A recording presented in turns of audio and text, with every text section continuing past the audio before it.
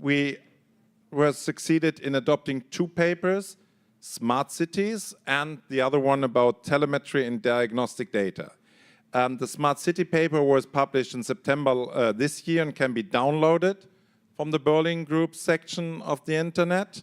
And the written procedure for the other paper, telemetry and diagnostic data, has been successfully concluded.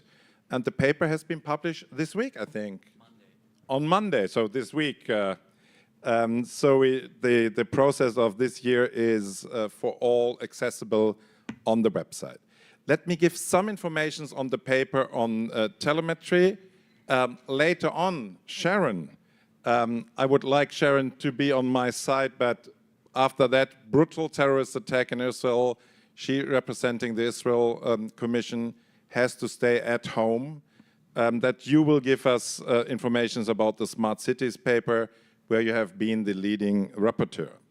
The working paper on telemetry and diagnostic data addresses a topic that has been in view of interested parties for quite a while, but has somehow managed to remain mostly under the radar of the public debate. There are many privacy and data protection concerns related to the collection and processing of telemetry data by apps, applications, but also in the context of cloud services. A big issue in this context is a lack of transparency, as users are often not informed about the fact that telemetry data is collected and in many cases have no control over what information is collected and if it's collected.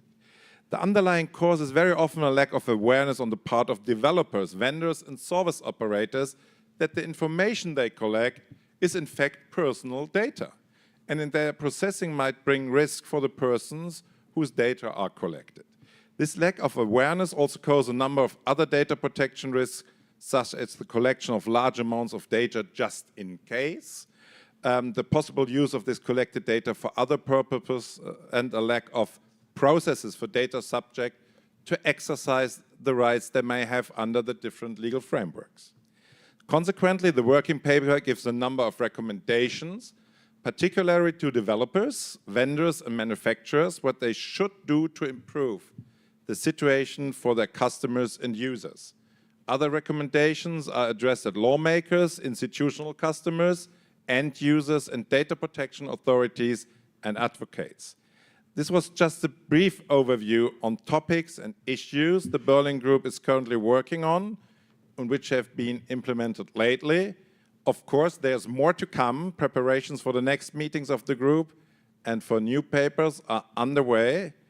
I hope that you will now have gained some more insights of the Berlin Group and to have a closer look at the paper of Smart Cities.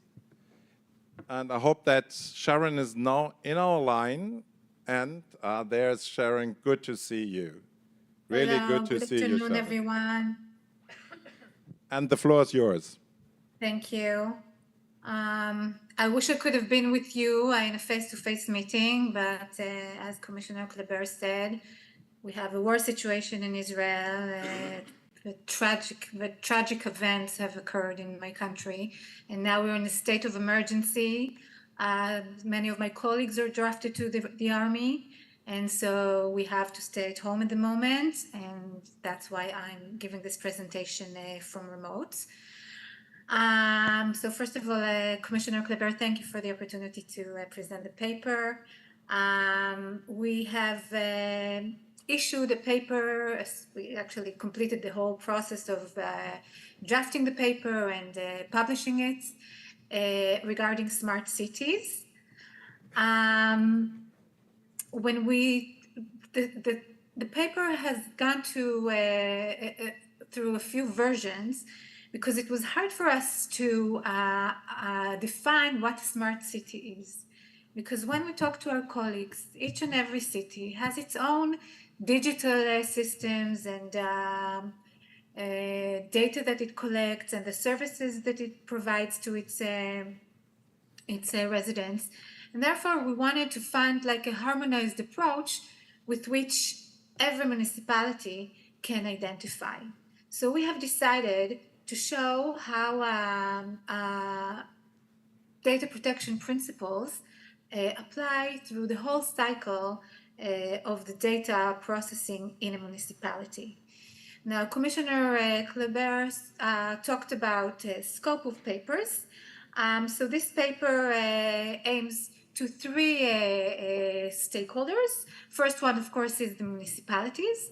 Second relevant stakeholders is the industry that develops products, and for regulators.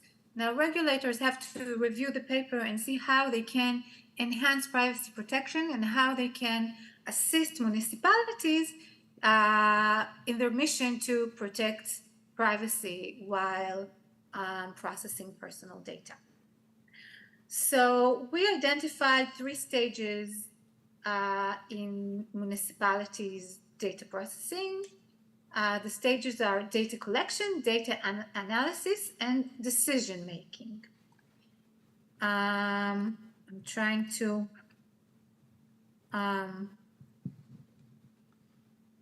do you have access to the presentation? I'm trying to change the slide. Okay. So the first stage is the data collection, and of course there are many means and systems by which municipalities collect data. Smart cities have sensors. They have a lot of images through drones, CCTVs, and in some cases facial recognition systems. Municipalities sometimes reuse data, so that's another mean of collecting, because you have many departments or many services in one municipality that use the same data. And of course, data gathered from communication networks, which serves the municipalities for many, many, many usages. The next step or the next stage in the life cycle of the data is the data analysis. After the data is collected, then it's analyzed in order to for municipalities to be able to give their services to the residents. So data analysis can be conducted in many means and ways. The main ones are data matching, artificial intelligence, and profiling. Last but not least is the last stage of the life cycle of the data, and that's the decisions. After the data was analyzed, then actually the systems provide the service to the residents, or does the action that it was meant to do when the system was implemented by the municipality. So decisions are made for many purposes. For example, managing cities' resources, managing cities' functions, and for policy making. For example, after analyzing the data, sometimes the municipality can reach a decision that it needs to give social services to certain residents. So, of course, now we have to see how we protect data and how all of these stages of the life cycle of the data are conducted and carried out according to data protection principles. So the first principle is accountability and governance. It should have been a title here, but it's a bullet. So that, I think, is one of the most, the longest parts of the paper. The paper is, by the way, 18 pages. I've tried to minimize it for a few slides.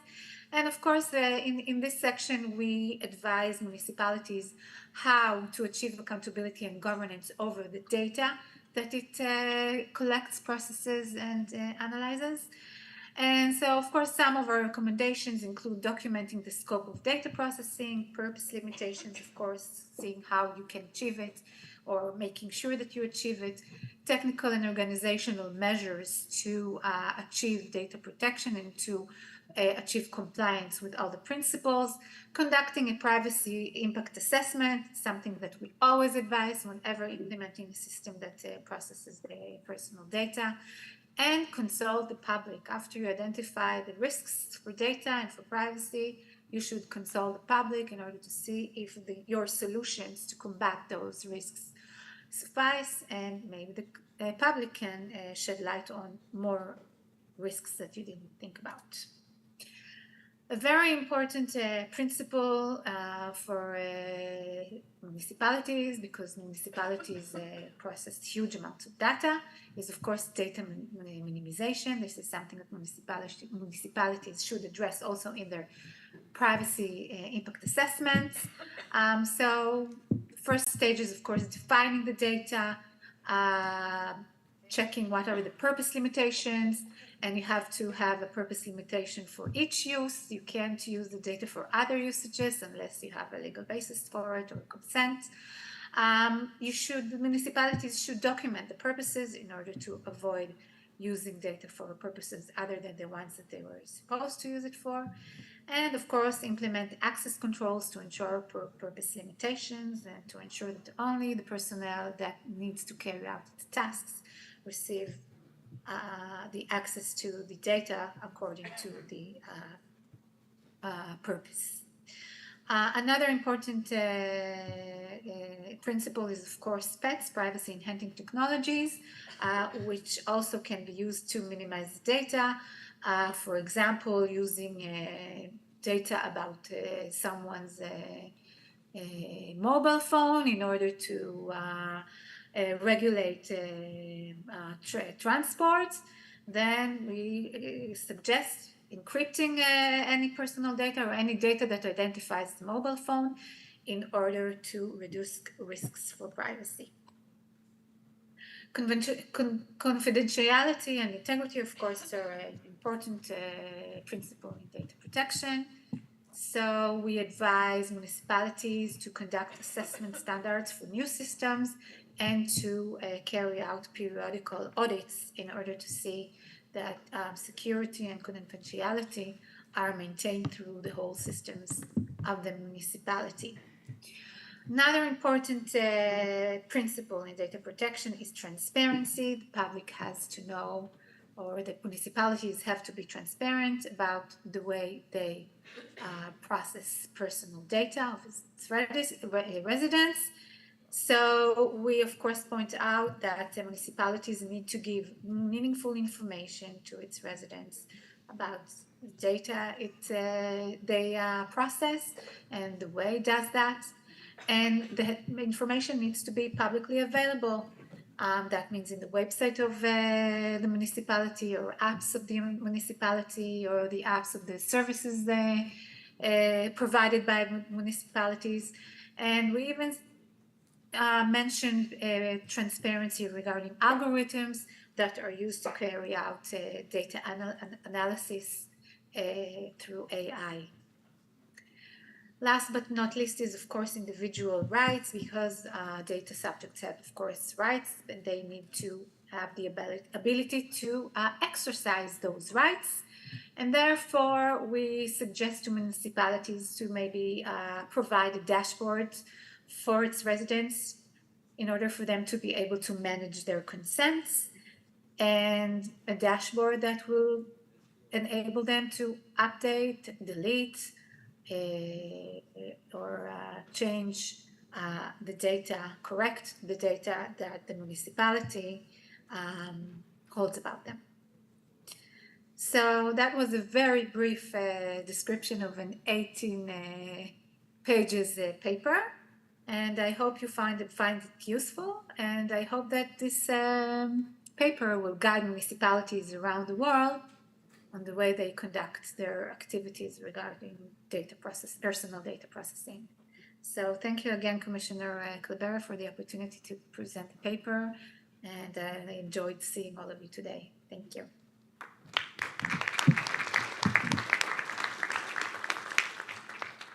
Thank you, Sharon, for the presentation today and for all the commitment to the group by the Israeli Data Protection Commission.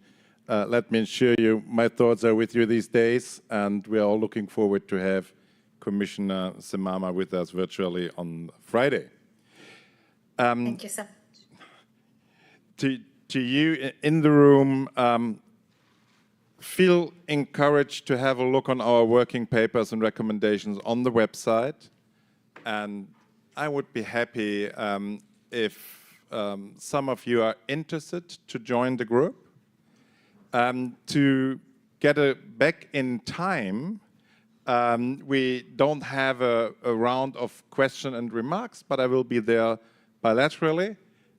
If something is on the papers or on the group, and together with me, the secretariat of the group, so Stefan, please stand up one time that you see this guy is serving as the secretariat of the group, Stefan Niederer. Please get in touch with us. Thank you, and much success for the following program. Thank you and goodbye.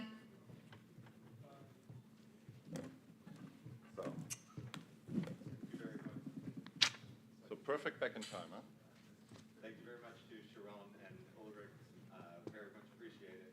As a reminder for everyone, this is an open session. Oh, thank you. As a reminder for everyone, this is an open session. Our next session will be an AI discussion hosted by Sipple. So please feel free to come on down. You can even sit at the big U. Although this is what we would normally use during closed sessions, but it's available to everybody for this session. So feel free. Where's Bermuda? I want to sit with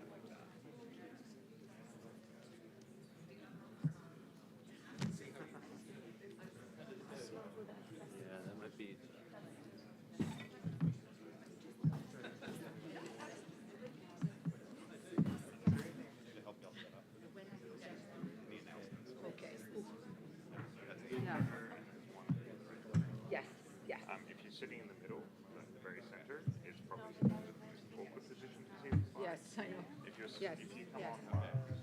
Yes.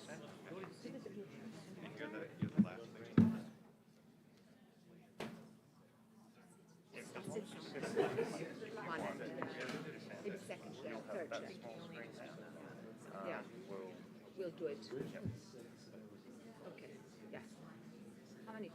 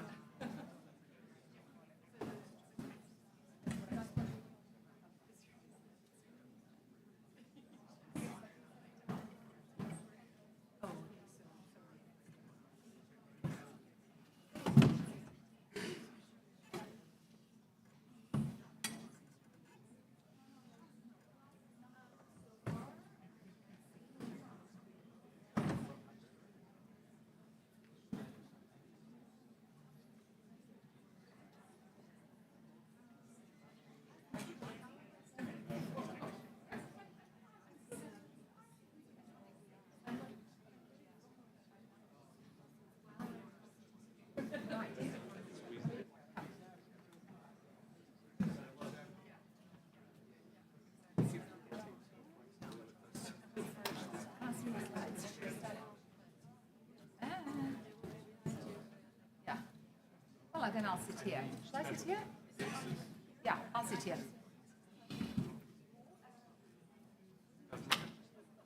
Anyway.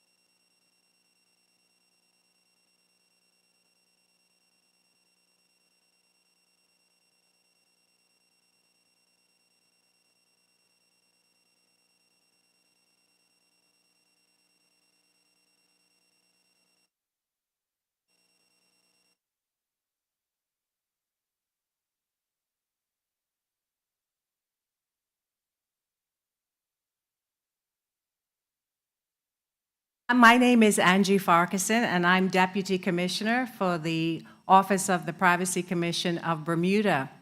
I would like to invite, per our moderator's direction, as many of you as possible to join us in this U-shaped table, because she's expecting lots of interaction from each of you. Now, if you're not able to make your way to the table, we will have floating mics for you to be able to participate. But we know that this is a very exciting topic, and so we know that as many of you as possible will have questions, and so please join us at the U-shaped table.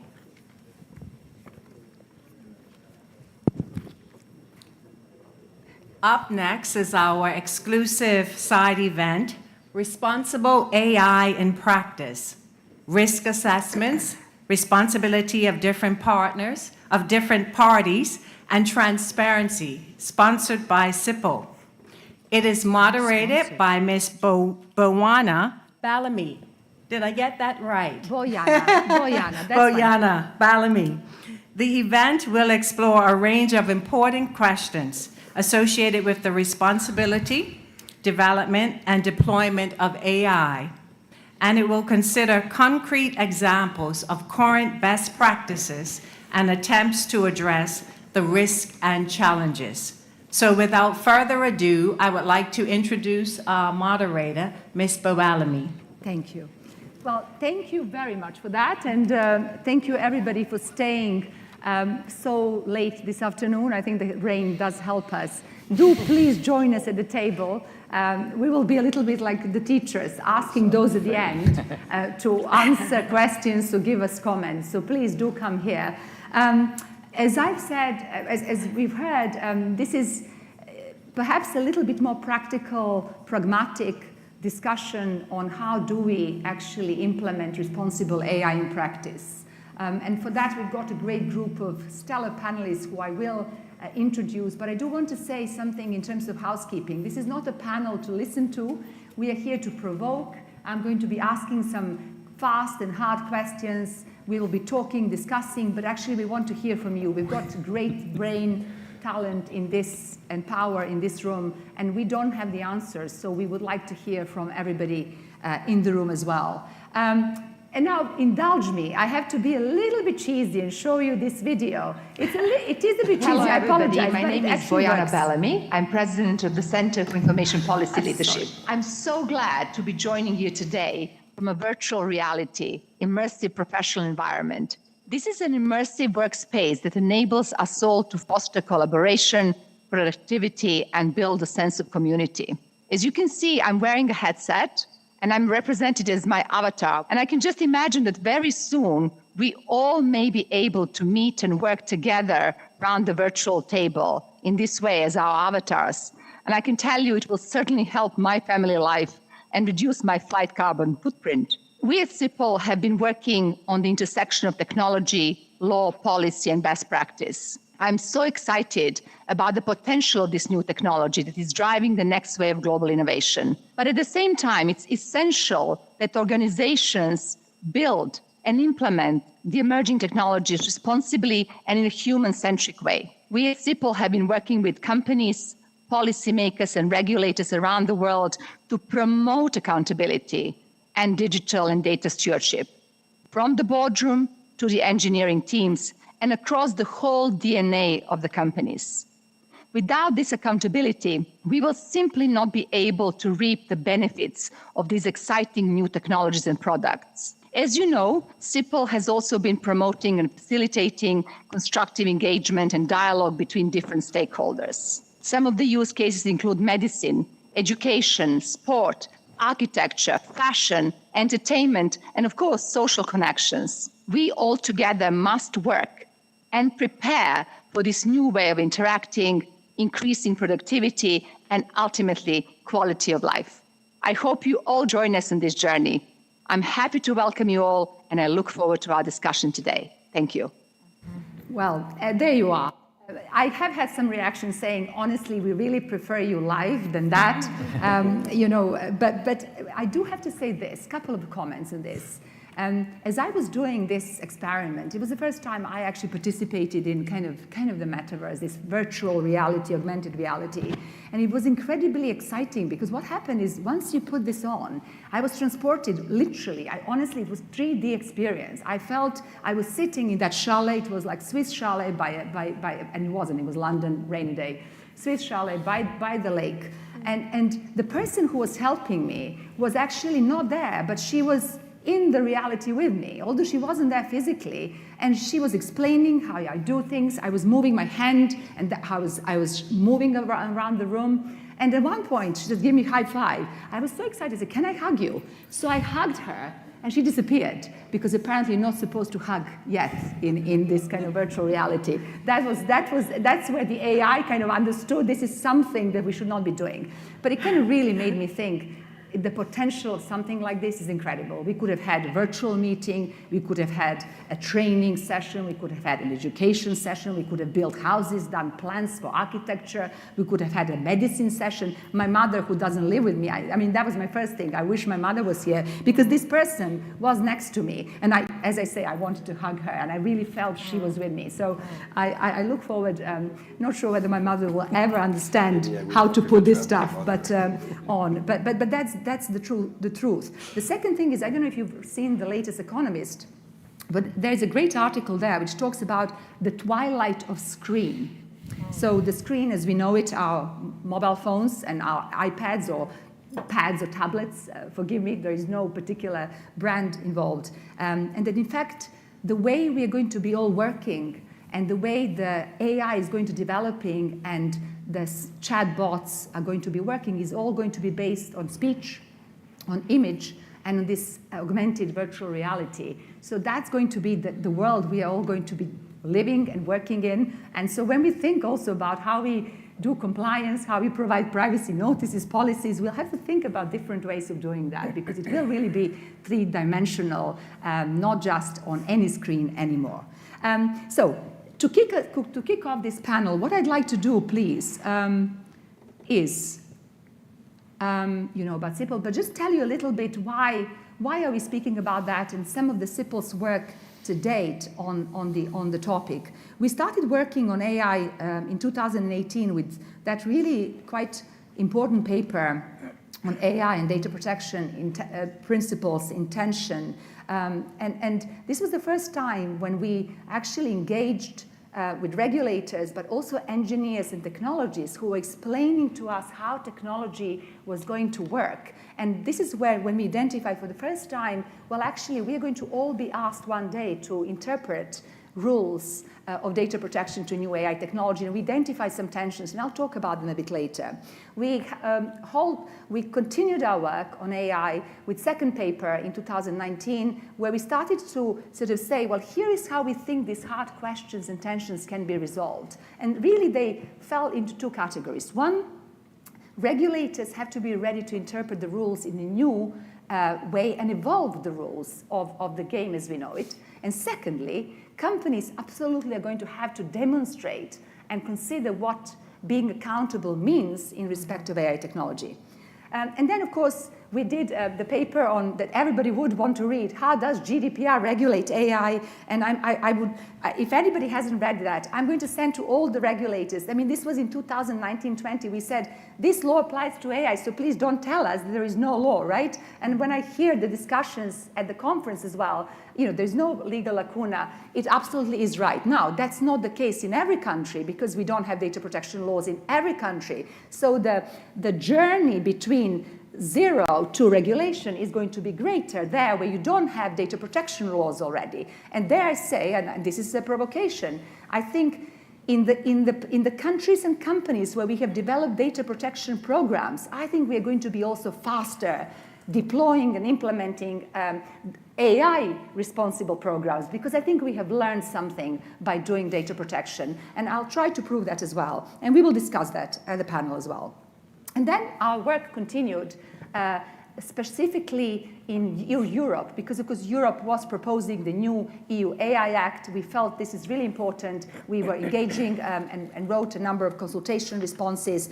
And this year, CIPL is doing two initiatives that I would like to just briefly mention and so that you know and get involved as well. Firstly, we've just published, and there will be some copies, no metaverse or no online copies, just old-fashioned copies of 10 principles for regulating AI, which we will discuss today as well.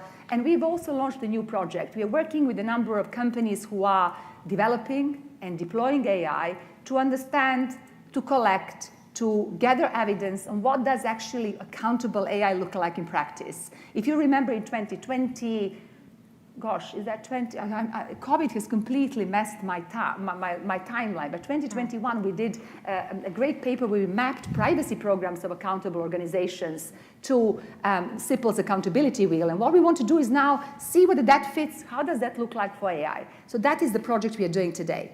But very briefly, and to set the scene for discussion, here is really what CIPL's point of view is on how we should be regulating AI and what are those tools that we are going to require. As my former colleague Natalie Linares says, this is our onion approach. It's a layered approach. And what it means is that in the center, we are going to need some rules.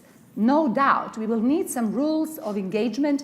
And I would put to you that these rules should be technology-neutral rules.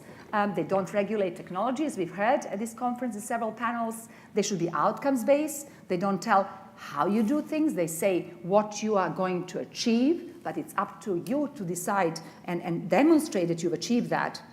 They absolutely have to be risk-based rules, which means that higher risk requires more compliance, more demonstration, more training, more awareness, more of everything, more transparency even.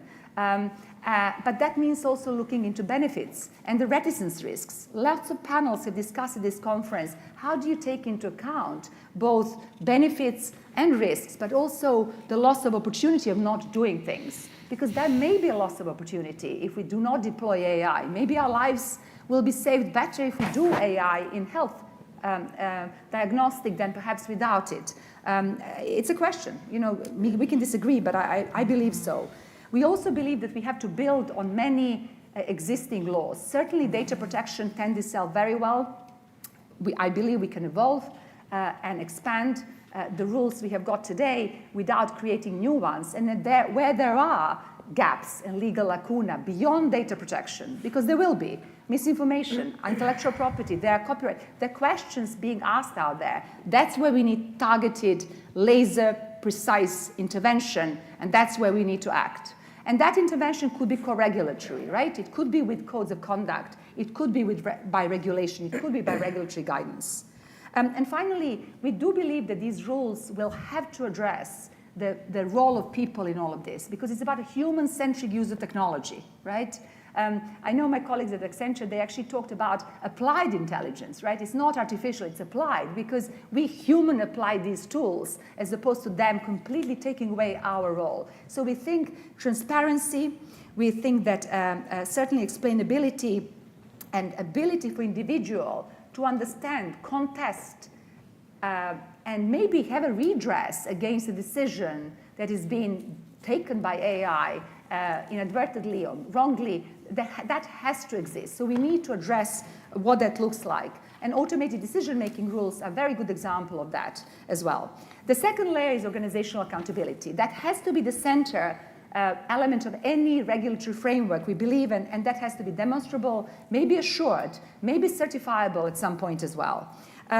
Indeed, that accountability should be incentivized by regulators, by policymakers as well. It's a little bit like having a license to operate. The more accountable you are, the more you will have license to operate and engage in high-risk AI. I don't think it's impossible, but anyway, let's debate that as well. And then finally, when it comes to liability, liability should be linked to the parties who are most likely, most near to the actual use case and to the individual. That's where the liability should lie. But I know this is a thorny issue. Many countries are considering how to discuss that. And finally, what does the top layer look like? And that is really robust and smart regulatory oversight. And we believe that that has to be based on coordination and cooperation among different regulators, where we believe privacy regulators will play a very important role because they've done this before. And I think they're going to have to teach others in some ways how to do that as well. But that also means regulators who understand the economic digital imperative as well as human right protection imperative. We think cooperation between regulators is going to be essential, and the more formalized, the better. And finally, some global convergence is going to be absolutely important, and global interoperability as well. And forgive me, I do need to set, lastly, the scene with this particular slide, because today we would like to talk about also how data protection laws apply to AI. And this represents, in a very short, succinct way, what we have concluded based on all our work and from 2018 papers, that there are some tensions to resolve. And what do I mean by that? On the left-hand side, forgive me, are our very well-known data protection principles, legal basis for processing. On the right-hand side is how AI operates. So starting from legal basis, do we have sufficient legal basis for all different stages of AI operation, from data gathering, data at source, training data, to using data? Do we have enough legal basis to process sensitive personal data, which is important for bias and non-discrimination? There was a lot of discussion about that yesterday as well. Data minimization, again, is the principle of data protection, but then, AI needs big volumes of data for training, for research, for analysis, for its operation, for the checking. Is there tension in these two? Purpose specification limitation as well. I mean, so often AI comes up with purposes that we never even thought. And in fact, machine can learn from its own work. So how does that actually work? What about transparency? Is Article 13, 14 of GDPR all that we can do about transparency, or is there something more about how do the systems work, how the decisions were made? What are the benefits, perhaps? Where can people go to understand? What does explainability really mean? Is it possible to explain? And how do we do trade-offs? ICO did a great paper, right? In the stages with a number of blogs on looking at AI, and you were discussing this kind of trade-offs all the time. And we want to understand, how do you create a trade-off between, for example, like accuracy of algorithm and transparency? The more accurate, the less transparent potentially it might be explainable as well. Retention limitations, again, we need to keep data to understand that the algorithm behaves in certain ways. So we can audit, we can ensure non-bias and non-discrimination. Individuals' rights. I mean, how do we opt out? Should we? Could we opt out? How do we request access to data in an algorithm? Is there a right to be forgotten at all? Meaning, right to deletion. And of course, finally, but not least, cross-border data flows. We need an AI, we discussed that yesterday. We need data from diverse sources, diverse geographies to ensure we build this properly and we do not forget any people, any countries, any particular communities. And so are we able to move data around for these massive new learning models? So these are some of the tensions we have identified. I mean, we can ask other questions. Controller processor. I mean, do these roles really fit the roles of deployer and developer and user of AI? Or we need something else in data protection. I will remind you all, when GDPR was proposed, there was a role of producer of technology. That was taken out in discussions by the European Parliament and Council. But I mean, are we at a time where maybe producers of technology will have some other obligations which are beyond controller and processor, or some combination of both? Again, it's a question for discussion. So I've taken enough of the time, but I thought it's important to set the scene and give you, at least share with you our point of view, and then invite, of course, discussion here at our panel. But please, you also have microphones, and you can also contribute to the discussion today. So with that, fabulous panel that doesn't need introduction, and I'm going to introduce them just as I start asking them questions and as they keep speaking, but it's a great combination of some of the leading thoughtful regulators in this space and some of the leading thoughtful companies who are developing these best practices. And I ask everybody to please be open and have a discussion as openly as possible. This should be Chatham House rule. I hope there is no press in the room. I can't stop that. But I think that's the spirit of this discussion. So I'd like us to kick off first with the topic of how do we apply data protection principles to AI? The tensions I discussed, and I set out provocatively, how do we resolve these tensions? What do we all think? Are traditional principles of data protection fit for the purpose, or do we need to evolve them? Oh, okay, so YouTube, welcome, everybody. Okay, remind me, please put me back into Metaverse, remind me. It is not Chatham House rule. Fantastic, we are live on YouTube, and that's good, because then more people can see what we say. Perfect. Okay, you've been all warned now. Actually, nothing changes.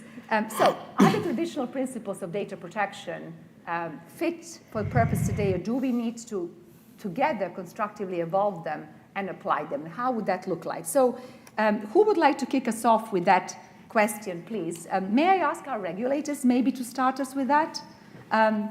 Sure. Yes, John, would you like to start? John Edwards, Information Commissioner, UK. Thanks, Bojana. In April, the UK government released a white paper on regulating AI and decided that there wasn't a need to set up a new regulatory framework and a new regulator. A few weeks later, I called somebody in my office and said, I'm going out to do a talk. Just remind me what was in the white paper again? And they said, oh, it's these high-level principles that, really regulators are going to be encouraged to take into account. And it's stuff like fairness and accuracy, transparency, security. I said, no, you're just reading out the GDPR. What does the AI white paper say? And I had that same sense when I looked at Bojana's Onion. This is a description of the existing legal framework. So there is no legal lacuna. I don't believe there are as many tensions evident as you describe. My colleague and I have a law which contains all the elements you described, and we have to apply it to the new technologies. Our laws are technology neutral. It says that a controller has to apply the rules of data minimization. Now, if the controller is a developer of large language models, then that conversation is going to be a bit different, but it doesn't absolve them of the obligation to minimize within the context of their business model. And I think another one of the points in your Onion was the need to be accountable. And so regulators like the ICO will be going to the developers and not saying, oh, there's a gap. We will be going and saying, how are you going to deliver the rights that people are entitled to expect under the law that you're operating? And if you can't answer, then liabilities will follow. But I do think that it's very important for us as regulators to engage in conversations about what some of those challenges might be. Yeah. And that's why we at the ICO, for example, have introduced services like the Innovation Advice Service. We have our sandbox. As you know, the challenge that you described about coordination across regulators, we've done quite a lot of work on in the UK by establishing the Digital Regulators or Digital Regulation Cooperation Forum. And that brings together the Financial Conduct Authority, the Competition and Markets Authority, the content regulator, Ofcom, and the ICO to say, well, what are the cross-cutting issues? What are the common positions? Are there tensions between those regimes which could create confusion in the market? And to the extent that there are, how do we resolve that? So we've been now funded to establish a multi-agency advice service, which we're calling the Digital Hub, which will allow developers and deployers of AI to come along and understand some of these obligations that you described. I know that you're not working your way through the list of questions, but we discussed, I think, in the preparation, one question was, how can we strike the right balance between data protection and fostering innovation? And I reject that question, because there is not a balance, and I'm not going to trade away data protection for innovation. The framework that we operate under is plenty enabling enough for all the benefits of these technologies to be derived, but it imposes certain obligations to identify and mitigate risks. So we're not going to be striking a balance between innovation and data protection. We're going to be saying innovate in responsible ways that ensure and promote data protection. Okay, but may I follow with a sub-question, which is, and this is something you have mentioned as well, take this data minimization, right? I mean, from data protection point of view, we would really like to have least data possible. But in this world, that's not going to be anymore. We will have lots of data, and that data will be used to train. And unless we have the data to train, we will not train algorithms properly. They will not operate well, they will not be accurate, they will be biased. So to me, this is a tension, right? So if a regulator say deletes data, and we say, sorry, I can't, I have to keep it, that's a tension. Well, you're describing a business model and saying that the needs of that business model require significant volumes of data. I don't think you're saying that that business model requires everything all the time. And there are ways, I think, I mean, you still have an obligation to identify your objectives and to identify the data that is required to meet those objectives. There are other ways of protecting privacy within those large volumes of data as well, you know, sort of introducing differential privacy and privacy-enhancing technologies and those. So we are not giving up on data minimization. And data minimization doesn't set a quantum. It doesn't say you may only use 8 petabytes of data or anything. You know, it's proportionate to the task that you are legitimately entitled to achieve. And I, as a regulator, am entitled to say, well, seems like you're hoovering up a lot of data there, Bojana. Tell me about that.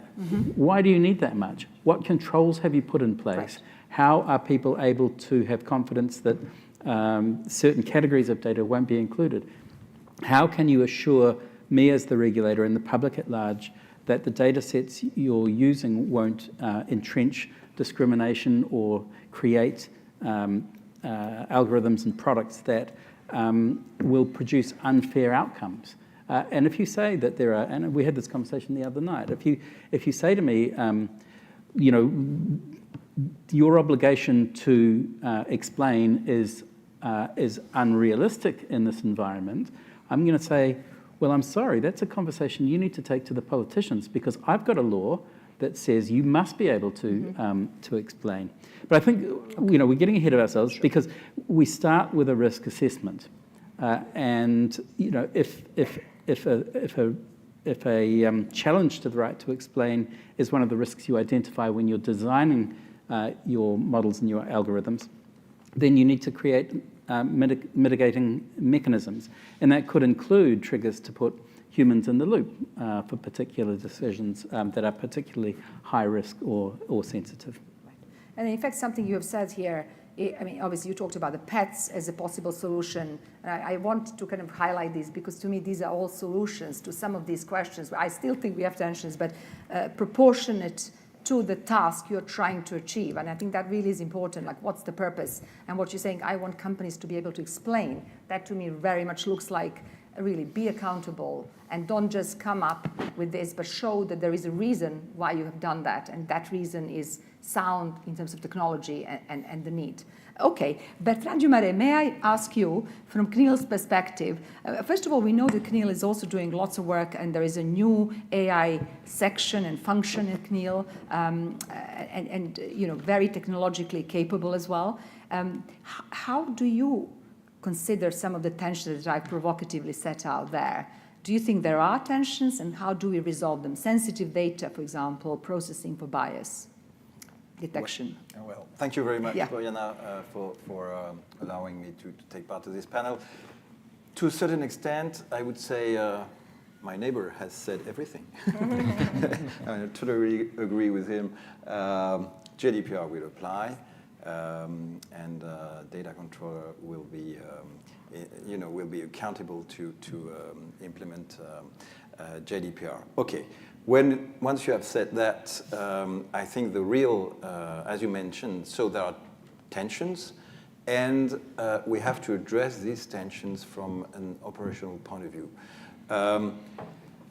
As you mentioned, we have established a AI department. AI is really one of the main axes of our action plan, and we try to issue some documents and material for not only for reflection but for also consultation, which we try to be as practical, as operational as possible. In this respect, I would like to highlight two main documents. One is a self-assessment guide for AI system, which has been published in August 2022. Maybe you've seen that. And I have also a breaking news, because we are on Wednesday. Yes. So on Monday, we published the English version of a set of 7 how-to sheets in order to address the combination of AI and GDPR, with some short stories, case studies, and I would add that these case stories, as on consumer products, you have non-contractual image. So, but this is in order to elicit, the thoughts, and also to have this public consultation. These documents are submitted to public consultation, and they address some very different things, such as how to determine the applicable legal regime, how to define a purpose, what is the legal qualification of AI systems provided, how to ensure the lawfulness of your data processing, etc., etc. So actually, I want to cheat you, but go on our website and do participate to the consultation, because I think it's really a process where it's a learning by doing process.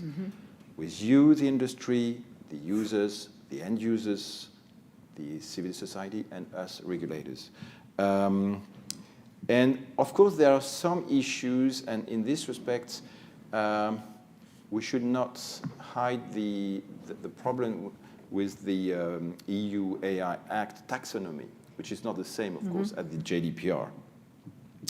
So this is kind of tricky issues. We will try to address this issue in these documents. And to conclude, I think it's a learning by doing process, but also I think it's a case-by-case process also. I'm very, I'm not surprised, but I don't feel very well at ease when, on the one hand, you have a lot of observers, analysts, jumping at AI, especially LLM and generative AI, saying, well, you see, there will be hundreds of billions of dollars in 2 years, 5 years, and so. It reminds me what happened in the year 2000. It happened, but 15 years afterwards. It took 10 to 15 years, so that the McKinsey report of 2000 was real. I think with the AI, it might be the same. So we have to have a sort of incremental. Yes, the pace is very quick, it's very fast, but actually the usage are maybe more inert, I would say. Are slower to take off. Let's have this sort of operational, pragmatic dialogue, addressing case-by-case issues, and I hope it will work. Thank you. Thank you very much. And certainly we will look at that, and I look at your cheat sheet, so 7 sheets. It's not a cheat sheet, it's actually the sheet, how to apply GDPR, defining a purpose. I mean, it might be interesting, and maybe you can reflect upon this here. Could we say that training AI is a purpose of processing? Because if that is the case, then it's okay to use lots of data for that only. Not for something else, but for that. It's okay to use sensitive data to make sure. You see, that's the kind of encouragement we need from regulators to say, that's a purpose, that's okay, we would accept that. Well, I will. You're a not- judge as well, so I'm making an argument I here. will not answer, right now. But I think there is also one thing which we should take into account. We have the minimization principle in the GDPR, but we also have the necessity principle. Okay. And I think, once again, it's a combination of these different principles which will help on a case-by-case basis to find the right qualification, the right characterization of the product or services which is at stake. Good. And now I'm going to turn to Dr. Dieter Kugelmann, who is president of the Länder, one of the German data protection authorities, Rhineland-Palatinate. So tell us, please, how you would answer this question about evolving data protection principles for the world of AI. Well, thanks for having the chance to sharing with you some of our thoughts. Actually, I think that agreeing to my colleagues, the main thing is that as a controller, you have to be able to explain what you do. Because if you can explain that, then you know that you process data by AI systems or by other systems for a certain purpose. And that's why data minimization is not dead. Because the controller, in the data protection sense, has to be able to explain, not explainable AI and perhaps in the technical sense. I think there's a difference between explainability in the sense of accountability, data protection, and explainable AI, where some of the technical colleagues say that's not possible. I'm just a lawyer, so if the controller can explain it to me, anybody will understand it. And that's what we are expecting from controllers. This purpose is described especially if the AI system is embedded in an environment, because AI is not AI, not the same. You have to describe what the AI shall do. And that's very different if you have a public AI running through the world, or if you have a local AI within your system, within your company. Sure. Why you want to improve something, you want to help your staff, to support your staff by introduction, things like that. So if that is a purpose, then you can describe it. And then that's the case-to-case basis Bertrand mentioned. We can say, well, it's okay or it's not okay. And that makes us easier to really evaluate what is going on and to say, is it compliant with GDPR or not? Because that's our job, to make safe that the controller processor is compliant. And second point, the AI Act, which is based on a purely risk-based approach, is in this sense different from the GDPR, which is not completely a risk-based approach. So there we will have to be challenged by the question of interpretation, because if the AI Act will be probably in 2 or 3 years, there will be a period of transition applicable, then we as authorities, of course, have to apply the law. That means there has to be a kind of practical consistency between the rules of the GDPR and the rules of the AI Act. That's a challenge, but that's not a new challenge. We always try to, of course, have our perspective on data protection, but on the other hand, we have, of course, to apply other laws which are applicable in the concrete case. So that's why we have to think about interpretation, and I think it's good to do it at this stage, where we still have the flexibility in the dimension of developing AI. And last point, perhaps, just to remind you, everybody knows that according to GDPR, research has more possibilities Yes. than if you go with your product on the market. So if you do research in AI, for AI, okay, developing AI, that's one thing. And on the other hand, if somebody then pays money to get this AI within the company, then it's different. And then this poor guy, and he's the controller, and he has to be compliant with all GDPR. Thank you, Dieter. This is actually a great example, the research example, which I know has been debated a lot. Because, of course, when you look at GDPR, it seems there appears to be this exemption or ability to use data more widely for research purposes. But the question is, if a large company, for example, uses data to do their own research on a product that they're putting outside in the market. I mean, is that the research that is meant to? I think, that's the UK Data Protection Act changes are going to make that clarification and will say that, yes, commercial research is also covered by this research exemption. We're not sure whether that's the case in GDPR, and I think that would be really helpful. And I will ask also our companies to comment on this. There's a lot of money going into private research within the companies where the academics are actually using data for research purposes. And so would that be covered by GDPR exemption or not? Because it's not scientific academic research. Actually, we are reluctant if it's purely economical. No, that's not research as we would understand, probably. But there are possibilities of combined research, as do it first for health data. So there you have pharmaceutical or chemical companies working together with university, working together with doctors. So if you have that, then it's different. So it's a tricky question.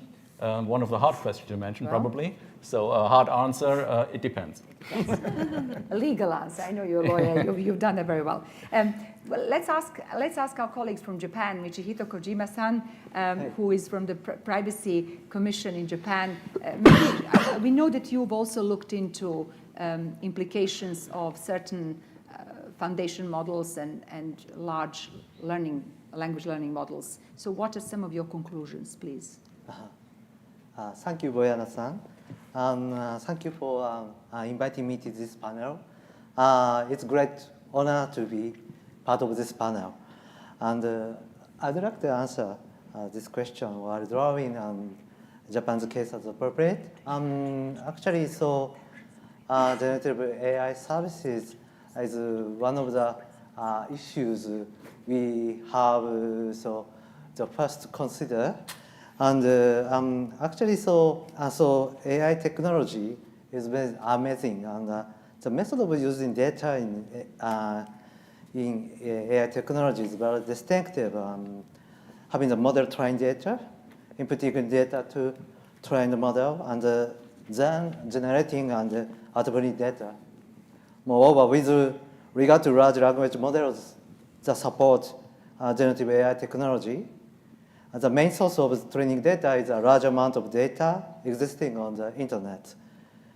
In terms of data sources, it's not easy to avoid the possibility that personal data, especially high risk and sensitive personal data, will be included in the large amount of data collected, which could lead to consequences that increasing risk of identification of specific individuals in the output data.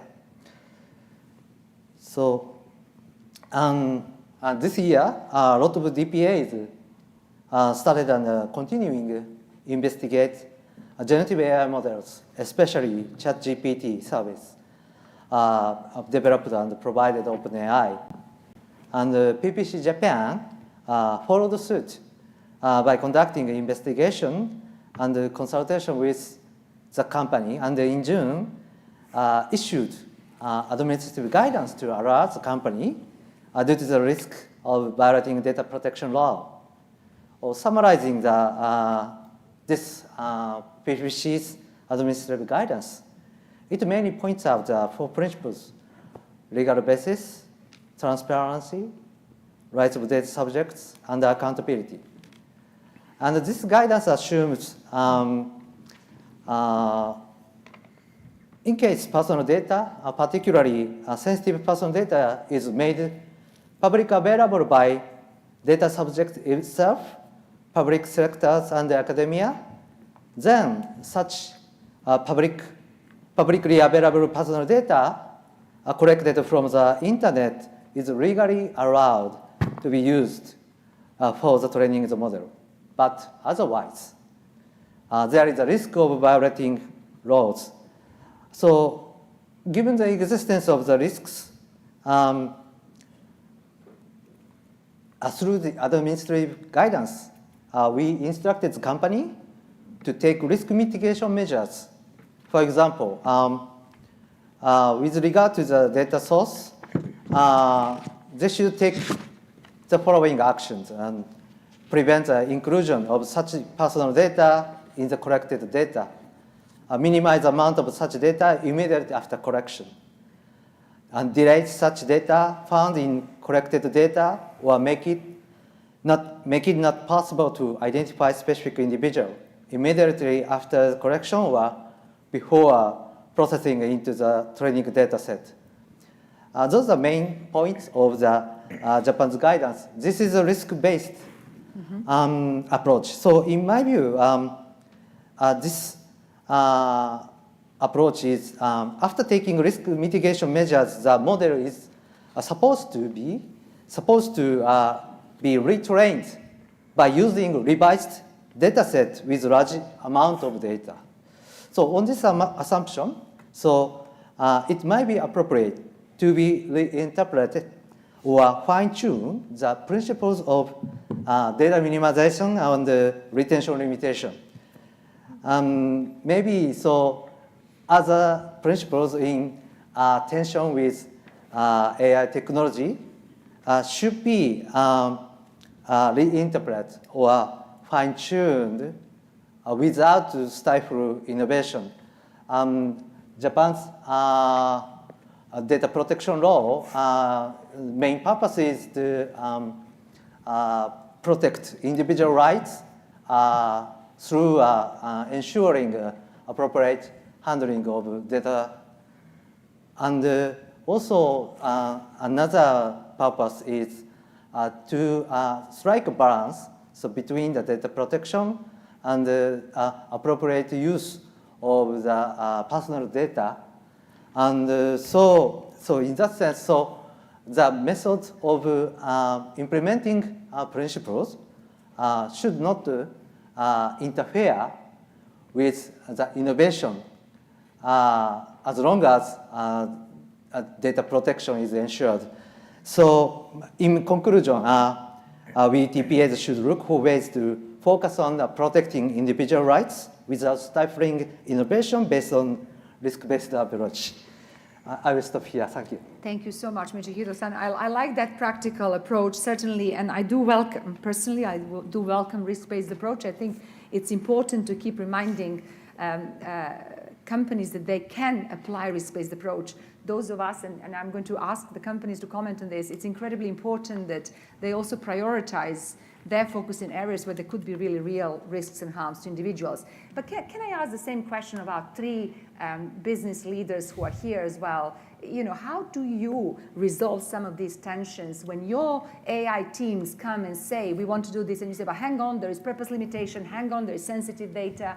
How do you resolve, and how do you answer to regulators and explain how you've actually resolved that tension? Hilary, do you want to take us off, please? Hilary Wandel, Chief Ethics and Compliance Officer and Privacy Officer for Dun & Bradstreet. Thank you, Boyana. I hope I can actually respond to some of the regulator comments as we go through. Thank you so much for the opportunity to be here. Some of you I've met over the years in working in other companies, and you may not know my company, so I just want to give you a quick introduction. So Dun & Bradstreet is a global provider of business decisioning data and analytics. And I tell you that because I'm going to provide some commentary that you might, if you don't know our business, be a little surprised about.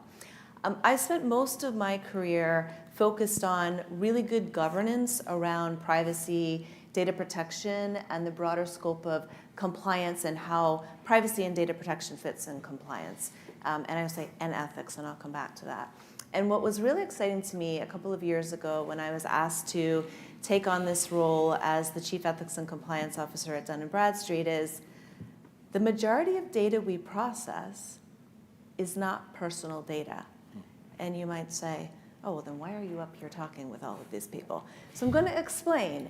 It was really exciting to me because one of the things I was beginning to see in the roles that I had prior is a convergence of different regulatory disciplines. So if we look at obligations around cybersecurity, obligations in consumer protection, obligations in privacy and data protection, obligations from a competition law perspective, you end up seeing a lot of common themes related to really thinking through what your objectives are, what you're trying to achieve, the means by which you can get there, the risks associated with getting there, and how to really design something effectively. So for me, the really exciting opportunity was I was joining a company as a longtime privacy professional that thought, we don't have a lot of personal data, so where do we go? And I was seeing these things that perhaps we could bring privacy and data protection principles to bear. So very quick, because I don't want to take up all the time, very quickly, we looked at, when I first came, how privacy and data protection principles and a lot of the core concepts of, I won't say data minimization, but I will say data necessity. Do we need that data? What do we need it for? What's that purpose? What's the risk associated with that data? How does that data get categorized? We think about good data governance. Is that data personal data so that we have heightened obligations under particular laws? And we were starting to look at laws, for example, in China that were regulating a broader scope of data. And what we settled on was we need a baseline framework for dealing with what we call data compliance and ethics. So what are the core principles that regardless of the kind of data, regardless of whether it was data about people that's now de-identified, or whether it's data about businesses, whether those businesses are legal entities or whether they're sole proprietors, whether they're people who are acting in their consumer context or their household context or acting in their professional context. Why does this matter, you may ask, based on where you are in the world? Because in many cases, there's carve-outs, there's exceptions, and what becomes very difficult in the law, and what becomes very difficult is if you're trying to establish a baseline way of thinking about core obligations that as businesses we have to society, to our stakeholders, and being responsible as we process data, there's core things we need to care about. So we put in place, for example, a transparency principle around data, regardless of whether it applied to data about people. And we started building out transparency statements for our scores and our analytics associated with credit, associated with ESG and other things. And we didn't have to comply with specific data protection principles, but we sought to do so as well as we could. Now, why do we think this mattered? Because we knew a lot of things were coming with more machine learning, and we were using it ourselves, and natural language processing, and how this we knew would become more important to the way in which we talk more broadly about being responsible in the use of data and the use of technology. So I want to now respond to Mr. Edwards because he said, I think it was the March or April timeframe, they came to you with this new AI set of principles, and you looked at it and you said, well, what's different? These already apply. So our team came to me around the same time frame and said, Hillary, we have to do an AI policy. I'm not sure we do. We have a data compliance and ethics policy. We have a privacy and data protection policy. We have a data subject rights policy. They're all interoperable. I think we generally have it covered. What's different? What else do we need? So we updated our data compliance and ethics to make sure it clearly covered evolving AI regulation, the technologies and things we needed to think about. Fairness was already covered. Fast forward a few more months. And we decided as a business that we wanted to go full in exploring new opportunities associated with generative AI. We wanted to explore developing new models and scores together with our partners, with our customers and others.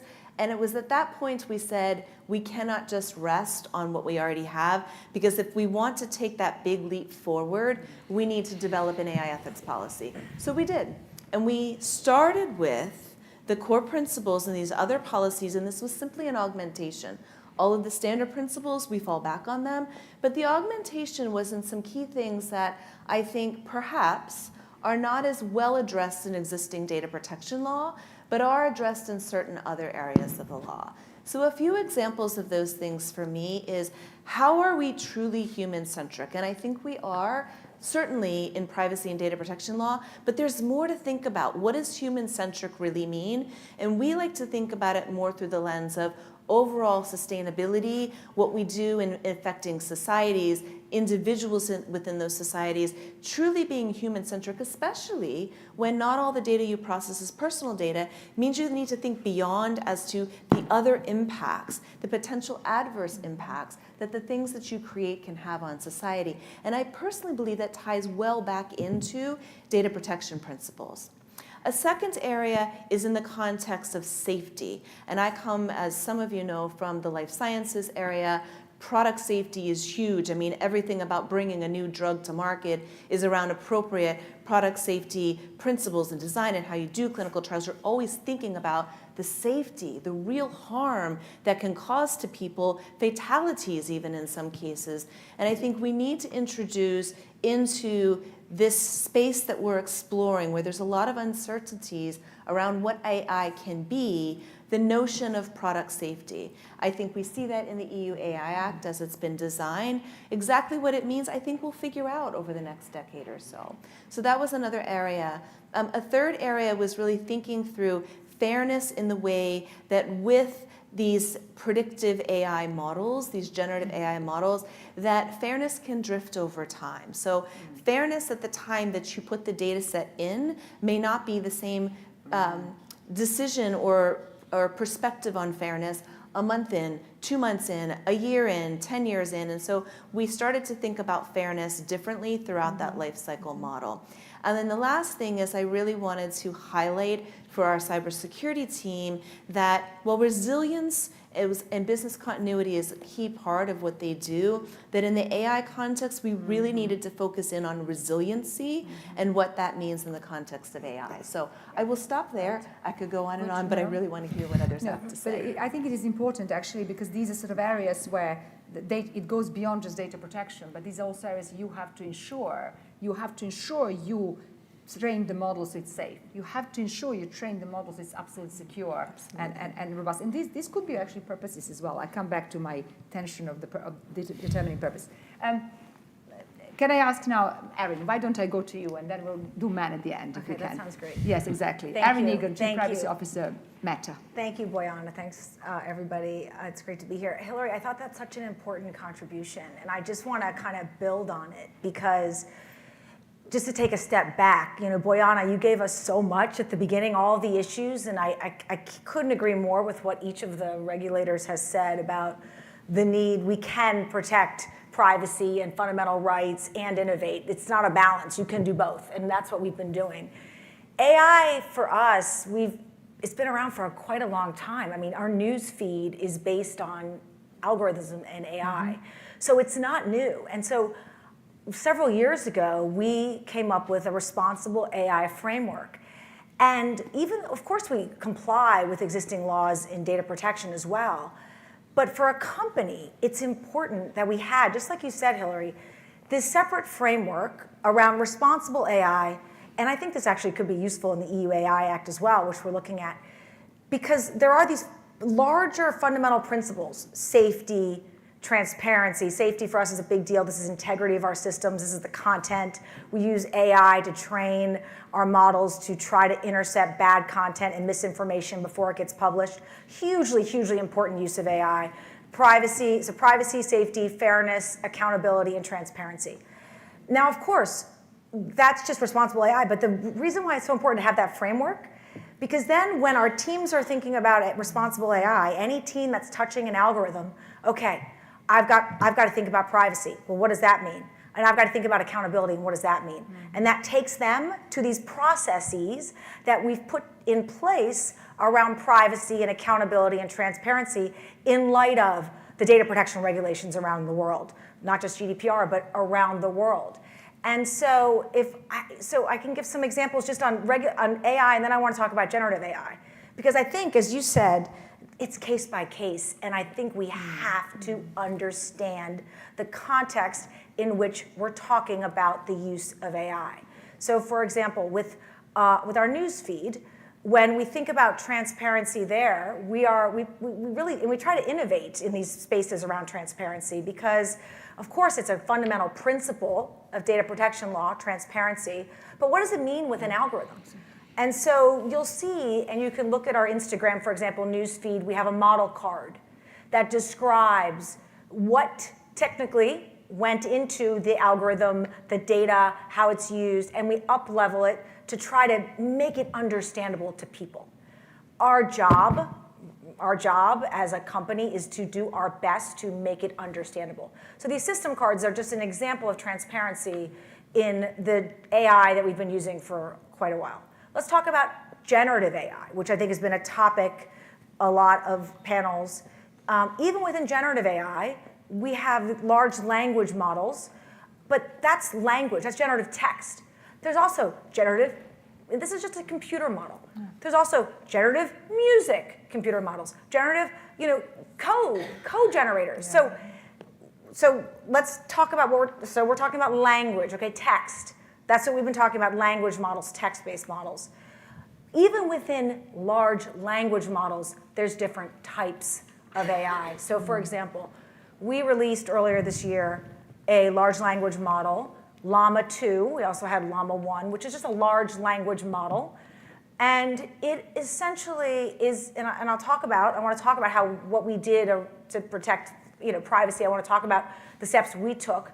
So when we put this out, of course, we talked about our principles: privacy, safety, accountability, transparency. So, okay, that went through our accountability process. So that went through our privacy review process, which I'll talk about. But this large language model, it's simply an engine. We call them often, as you probably know, a pre-trained model. That is its own type of large language model. It's pre-trained. It's like, think of an engine in a car. Can't do much, just an engine. It's an engine that helps facilitate the driving of a car. These other cars, if you will, the outside are the fine-tuned models. So even within large language models, I just want to take a step back that there's pre-trained models and fine-tuned models. And I just want us all as experts in this space to be, as we talked about, the commissioners talked about, case by case, context specific. So let me just use an example of our pre-trained, our engine model, our Llama 2 that we released. So that went through, as I mentioned, our accountability process. That went through our privacy review process. That's one of our pieces of our accountability process. And so when we looked at that, we looked at this engine. Okay, what's the purpose of this engine? The purpose is simply to gather information, text, as I said, it's a text-based model, text and language to help, it's a computer model. It's like a mathematical model that then can hopefully put associations between words in the future when someone wants to build a car on it and build the outside of the car. But it's just a model. So its purpose is limited. But of course we want to make sure that what's the data that we need for this? What's the data minimization principle that we're going to espouse here? So this large language Llama 2 model, it's not trained on any metadata. We made that decision. It's not trained on any data that is on a website that has a login or authentication. It's not trained on websites that have large personal information like a LinkedIn. So we went through and we have an impact assessment, as you would imagine we did, that went through and really described what's the purpose, how do we comply with these basic tenets of data protection law. The additional thing we did, which I think was also mentioned, is we want to make sure that before it goes out, we also did red teaming on it, because you have to test it. Not only did we do red teaming internally, but we went to a conference, you may have heard of DEF CON, right. This conference, where we put our model voluntarily out there, large Llama 2, to be tested. Let's test it from all the researchers so that we can make sure that the outputs are not exposing personal data, sensitive data. So we have a bunch of inputs that we're making sure we're minimizing, and we do a bunch of work on the outputs. So this is just an example of what we've done, but Boyana, I guess I just wanted to just remind us to be, it's so important to be case by case and context specific. So that's the main thing. So thank you very much. No, thank you for clarifying that, and it does help to give an example like that, because then we understand what it means in a particular context. It really is all about context, and it is all about case, and the different but that's what actually data protection law is about. You have to determine the purpose for which you're using the information, and that's important. by the way, red teaming is a really interesting concept. At our retreat in Washington, just earlier in September, we had Raman Chowdhury, who was one of top 100 women in AI by the Time magazine, and she talked about this, and she came from the conference, Raman, exactly, and she works with many of you, and she's saying how important it is going to be to allow that red teaming basically means allowing not just your internal teams to test, attack, consider, ask questions, or brute attack kind of technologically, but actually have external groups doing that. So like ethical hackers sort of. So that you are able to, and somebody yesterday we discussed open innovation, right? So you have to be able to demonstrate that you've taken into account and allow others to actually see that. And this is something that in data protection, I remember lots of us were saying, oh, DPIAs, how can we ever possibly show our DPIA to the world or to the activists or to the individuals even? Of course, the regulator, you must show it if they ask for it. But actually, it's an interesting thing that now with AI, we're going to have to be more ready to actually open our doors and explain and demand this transparency. And this comes to what you have all said. Transparency in AI, I think, means something else than in data protection. It's not all how we use your data, but actually, how does this system work? How did we get to what we've got? So I think that's an important distinction. But Keith, you have been waiting so patiently, honestly. Could you also address the question I asked, but also the one about different role of players in AI's life cycle? So developers versus deployers and users, and how do the principles apply differently, perhaps, to them? Sure. Well? So first, I want to be sensitive to time. I'm going to try to keep my remarks brief. I will, admittedly, when I saw that this was a 2-hour panel, I thought that was mercilessly long. But I know that now we're well underway, and we did want this to be an active and dynamic discussion. So I want to leave space for that. And as others have said, we could go on about this all day. It's an incredibly rich and interesting conversation. I would also pause sort of the entire dialogue for just a moment and recognize the fact that we have 7 panelists up here, including 4 of the most relevant and active privacy regulators on Earth, and many of the most actively regulated commercial entities on Earth. And we are generally enthusiastically agreeing with each other across the board on almost every point of principle that's been discussed so far. That's not that there won't be points of disagreement, but the broad parameters, I think the themes, we have an unprecedented level of alignment at this point in the conversation.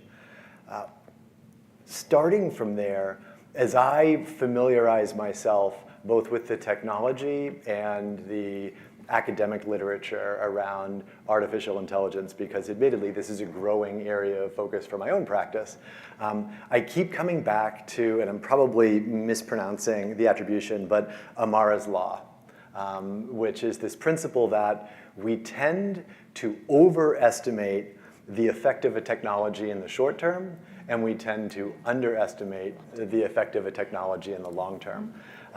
And we see this over and over. The one anecdote, again, that came up over and over again in my research was, and I won't name the person because that would be unkind and unfair, but an analyst in the infancy of the internet that made a fairly profound observation that the economic effect of the internet in hindsight would probably be no more profound than the economic effect of the fax machine, right? And to many, that didn't seem like a crazy prognostication at the time. Here we are again at this moment where we are increasingly sensitive to the fact that we are looking at a profoundly disruptive moment in technology, and we are all trying to find our way in the world. When you look just at the panelists on stage here, I'm doing back of the napkin math. I think we probably have somewhere in the order of 200 years of professional experience in data protection. We extend that out to this entire audience, not including our watchers on YouTube. And we're probably looking at somewhere on the order of a millennia of collective experience of people thinking about privacy and data protection. And one theme that I'm hearing from the remarks from both our regulators and our private sector actors is, it feels like we are at a revolutionary moment, but we are actually, it's helpful for us to remind ourselves there is a continuity in the themes that we're actually exploring. John's remarks really resonated with me at the outset here. If you roll back the tape 5 years, we could be having the exact same conversation about data protection.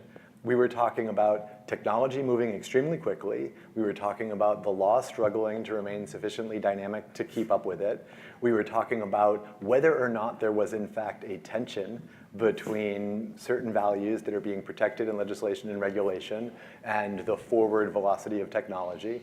On all of these issues, I actually think there's a reason we're here, right? We are privacy professionals at a regulatory convening of privacy regulators from all over the world, and we're having a conversation, one of many conversations over the span of this week, about artificial intelligence. But we're not talking about artificial intelligence qua artificial intelligence. We're talking about what do we as privacy professionals, what do we as data protection experts bring to the table in preparing and equipping society to deal with the challenge that's in front of us.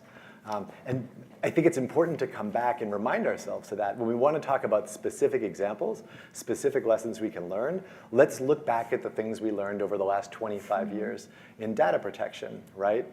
I started at a company that our motto was to organize the world's information and make it universally accessible and useful. That was fairly simple, it was fairly precise, and it guided our behavior in a lot of the things that we did. We recognized from the outset, in the context of data protection, we needed to start with principles. So we defined data protection principles that they reflected the same animating spirit that existed in data protection laws around the world at the time. Now that we're at the infancy of AI, we've tried to lead industry with our AI principles. Now, when I look at our AI principles, things like be socially beneficial, avoid creating or reinforcing unfairness, be built and tested for safety, these are all things that were at least implicit previously in the principles that we propagated for data protection, but now we are feeling a more profound obligation to express them explicitly. So we've started with principles. I know many others in industry are also promulgating their own generally consistent principles with those that Google has promulgated. Now, from principles, we then needed to innovate. We needed to create products that were useful, that consumers and users around the world wanted to engage with.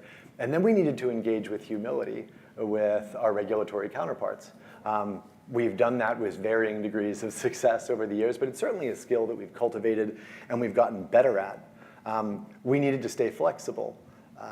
We needed to be able to adapt to changes, but at the same time, we also needed to develop programmatic discipline. This is the other thing that I think we're going to hear with increasing consistency in the context of AI/ML.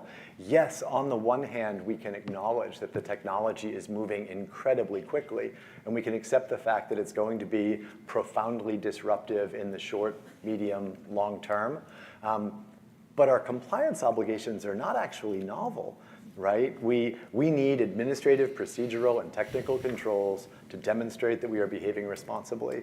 We need to have a mature, sophisticated compliance program that allows us to demonstrate to the relevant regulators, whether they be data protection authorities or someone else, that we are behaving in a responsible manner, that we can produce evidence of our compliance, that evidence can be tested using standard, recognized protocols and procedures.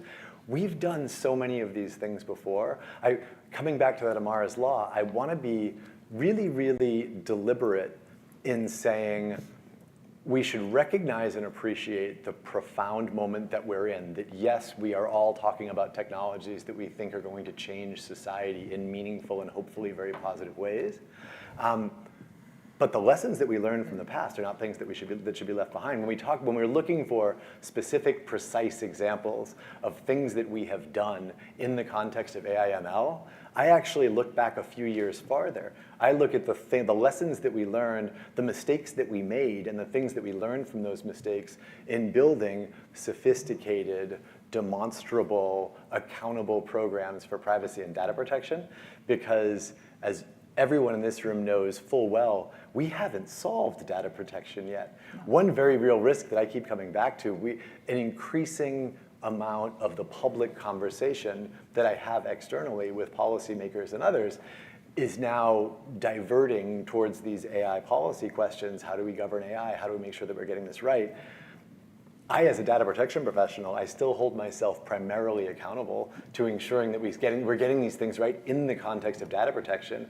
And I have other stakeholders. I have competition stakeholders and harmful content stakeholders. How do we protect kids and families online? Like, there are all of these profound challenges that we still need to make sure we're not losing sight of. What we are all collectively bringing to this conversation is, what have we learned in the context of data protection? And again, amplifying the signal that I'm hearing from my regulatory colleagues on stage here, we've learned a lot, right? The themes are quite consistent, and I actually don't think that we're reinventing the wheel here. We can look at the programs that we've built, we can look at the methodologies, we can look at the mistakes, the stumbles that private sector organizations have made over the course of the last decade, and we can try to create the same kind of accountability as organizations are trying to be both responsible and bold, because there is an incredibly competitive ecosystem right now. There is an unprecedented amount of excitement about these technologies. When we're engaging with senior policymakers, with governments all over the world, the first signal that we tend to hear is,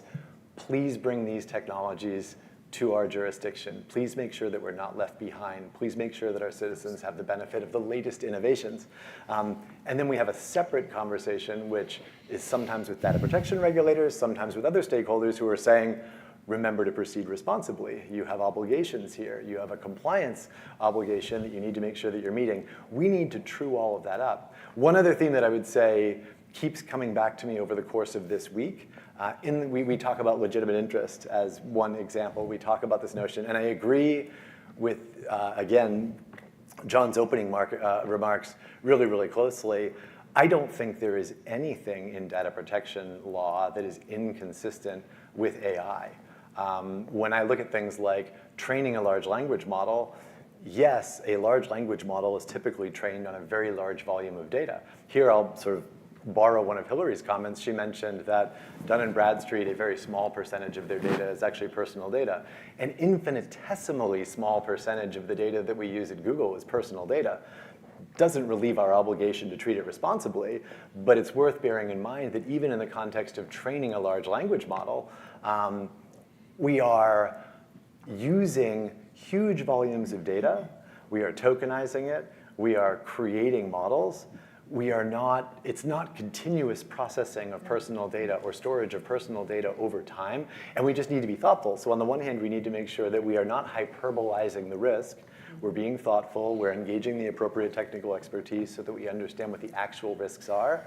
And then the other challenge, which is actually exacerbated by the velocity of the technology and the excitement and the enthusiasm about the rate with which this technology is progressing, is when we were dealing with some analogous questions in the context of search 20 years ago, we had delivered one of the most useful and wonderful and delightful products that the world had ever known. We put all of humanity's knowledge in the hands of everyone in the world, irrespective of their geography or their economic condition. Now there are all of these promises for AI/ML, but we're talking about how do we regulate it? How do we weigh the risks of these technologies against the potential societal benefits? And we don't yet fully understand the societal benefits. And I think that creates a profound responsibility for all of us who are part of this conversation to make sure that, yes, I fully expect that my regulatory counterparts and that policymakers around the world are going to impose guardrails upon us so that we proceed thoughtfully and carefully and responsibly. But we also do need these open, candid dialogues with stakeholders from all different disciplines and all different areas of expertise to ensure that we're doing everything we can to have a fulsome view of the potential societal and individual benefits on the other side of this, so that we're making thoughtful public policy and we're allowing these technologies to be realized because they could have profoundly positive consequences for people all over the world. Thank you, actually, Keith, for reminding us of the search, of Google search or any engine search. And in fact, the judgment of the European Court of Justice in Costea, right to be forgotten. If you remember, one of the part of the decision of the court was also determining that there is a legitimate interest in Google to process personal data in order to deliver search. So Google processes millions and millions of internet data in order to find that particular search. Cecilia, you reminded us about this yesterday as well. And that's really important, how the court interpreted data protection law to enable this to happen, because the interest of the world to have a search was bigger than a potential infringement of privacy, but there was a right to be forgotten where that privacy perhaps has overridden the need to have search. And I think that's a really interesting similarity or analog for us to think about AI as well. Dieter.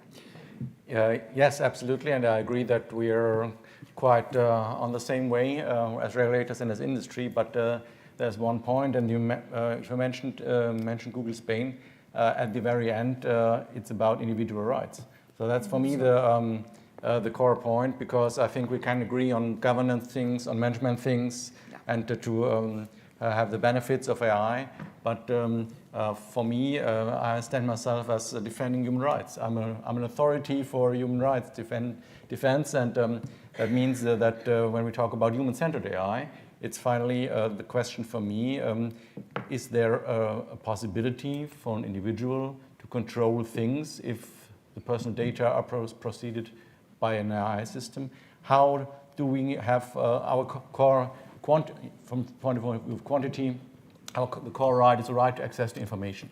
So most of the complaints with us are about Article 15.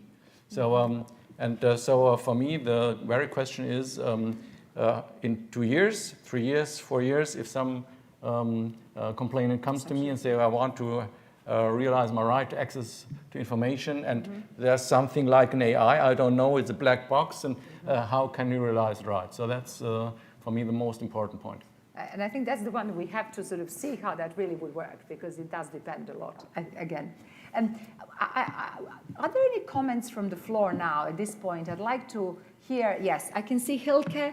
I think, please grab a microphone, introduce yourselves, because so that everybody on YouTube can also understand who is saying what. Thank you all for this super interesting panel. I'm Hilke Heijmans. I represent the Belgian Data Protection Authority here. The last remarks about individual rights, I would add maybe the rule of law as a major element of what we should talk about. But what I found interesting, and it was the reflections maybe of Keith when he started saying, we have not solved data protection yet. I think that's the slogan we should all remember. I think we will never solve it, but it is a good thing to keep it in mind that we can work with it. When I heard the discussion, I want to come back to the starting point, the slides Bojana showed, basically telling us, for instance, some things do not work anymore. I think of the GDPR. I think this panel shows that a lot still works. And one thing I would like to take from the slides is the notion of automated decision making. I think automated decision making is something which should not or could not be completely the rule. We should always be entitled to understand, to be explainability is needed.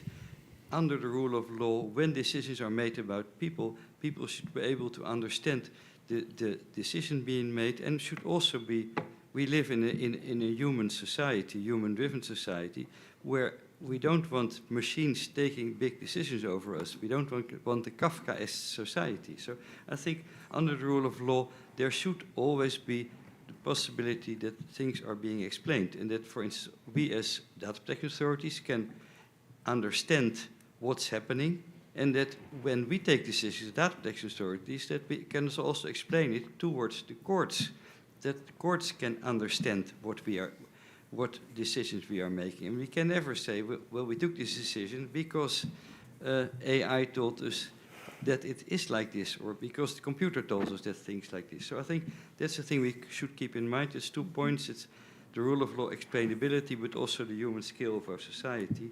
And brings me back to a very legal but good point, I think, is the GDPR says in one of its first recitals, we use it all the time in EDPB context, data processing should serve mankind. And that's not different under the in AI context as in any other context. But I'm very relieved that everyone here in this panel more or less says that the GDPR, or GDPR-like data protection in any case, also outside of the European Union, is still relevant and remains relevant.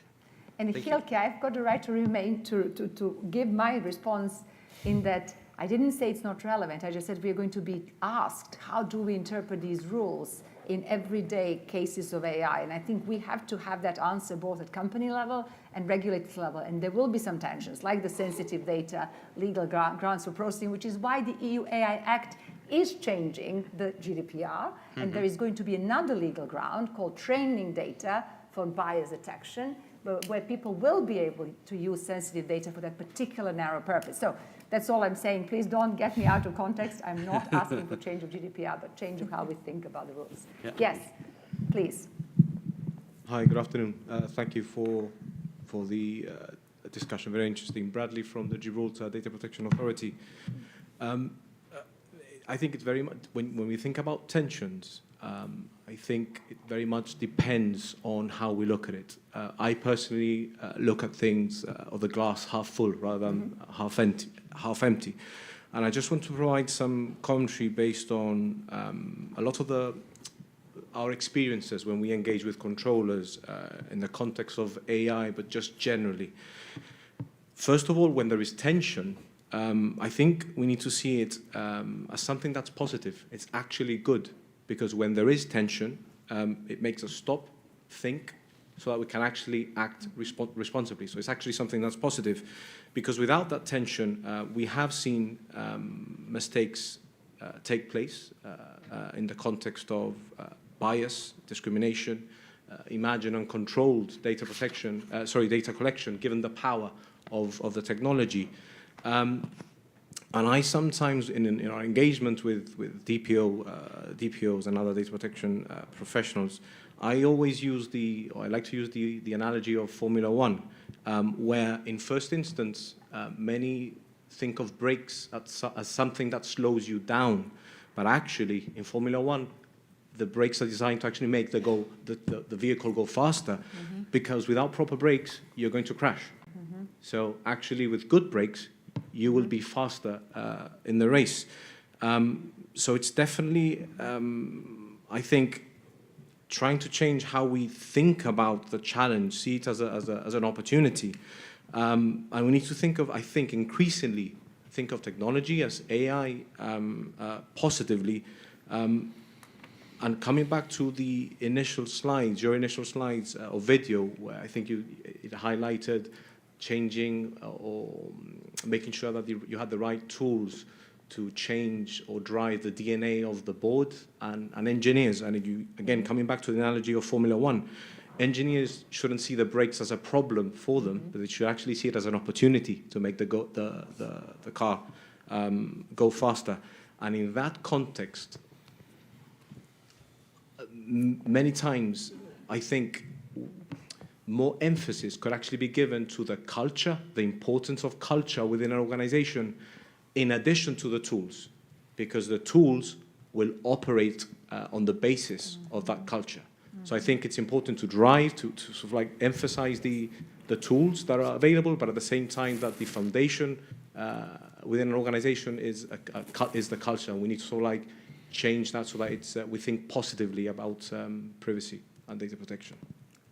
If I could, I just Go ahead, would Hillary. like to respond. Firstly, I will always think about Formula One racing differently now and the relationship to what we do. So that's very exciting. And I share your perspective around a glass half full approach. I think it goes a long way to driving creative thinking and positive solutions. So I just wanted to respond with something that I hear oftentimes in the professional community from business partners that work with those of us who do what those of us on the panel do and some of the industry representatives. And I think oftentimes compliance professionals and some privacy professionals, certainly lawyers, are deemed to be risk averse. True or not true, I mean, that's oftentimes how many are labeled. And I've been thinking a lot more recently about how we, and I look at Caitlin back there and the IAPP and others who are trying to build competency of the professionals that are the advisors. How do we help them be as innovative as those who are creating the new AIs in the first place? How do we help them look at this innovative new idea and come up with a innovative privacy and data protection solution to support that idea in a way that allows it to do things that a more conservative or risk-averse approach might just say, oh, that's not possible. But how can we be innovative? I was on a panel a couple of weeks ago, and my colleagues and others may have a perspective on this, but one of the panelists really was pushing synthetic data, and my first reaction was, well, I've always heard that, and I don't use a lot of it, so I'm just going to make a comment which may be naive, is that synthetic data has a lot of limitations as to whether it's truly representative of the actual data in the population. But I thought about it a bit afterwards, and I thought, we don't talk about that enough. We talk about pets at a high level, but do we really talk about how to solve for the challenges that we face? When we were in the pharmaceutical industry, when I was in the pharmaceutical industry, I should say, we looked a lot as how do we use key-coded data? How do we do pseudonymization better? And I think that we need to bring a level of competency to the profession, the people who are advising, those who are building and innovating, to be equally as innovative. Because if we really want to solve for these bigger problems, as they've been articulated by many on the panel, we have to be innovative in our thinking. And so it's really, I guess I would challenge myself and challenge everyone else, how can we up the innovative competency to do data protection as well as it possibly could be done?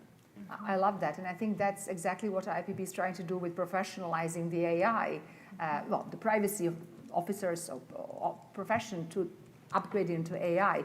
But what about regulators? How do regulators stay competent, technologically savvy, and innovate with their own tools? Maybe that's something I can ask you, regulators.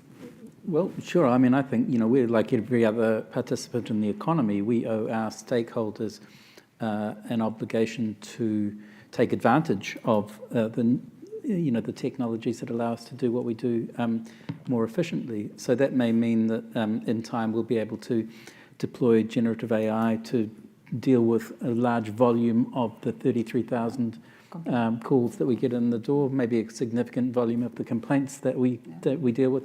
I'm looking forward to that opportunity. I'm also interested in regulatory tech.